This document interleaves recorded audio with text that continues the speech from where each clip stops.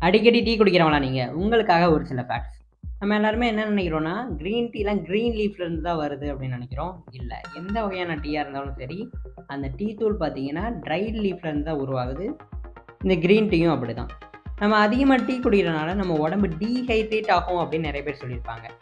நம்ம டீல பார்த்தீங்கன்னா, கஃபைன் அப்படின்ற ஒரு கண்டென்ட் இருக்கும். அந்த கஃபைன் பார்த்தீங்கன்னா, ஒரு டையூரெட்டிக்கா ஆக்ட் பண்ணும்.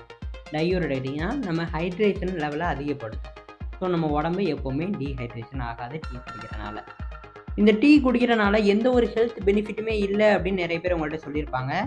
ஆனா அப்படி இல்ல. இந்த டீனால நம்மளோட வெயிட்ட மேனேஜ் பண்ண முடியும். நீங்க ஓவர் வெயிட் ஆகாம தடுக்கலாம். நீங்க ரொம்பவே வீக் ஆகாம தடுக்க முடியும். அது மட்டும் இல்லாம ஹார்ட் ஹெல்த்துக்கு நமக்கு ஸ்ட்ரெஸ் பர்ஸ்டரா இது ஆக்ட் ஆகுறனால நம்ம ஹார்ட் ஹெல்த் வந்து ரொம்பவே ஈஸியா மெயின்டெயின் ஆகும். நம்ம பிரெயினோட ஃபங்ஷனையும் என்ஹான்ஸ் பண்ண முடியும் டீ குடிக்கிறனால. சரிப்பா, டீ குடிக்கிறனால வெள்ள முடி வருமா அப்படின்ற ஒரு டவுட் உங்களுக்கு இருக்கும்.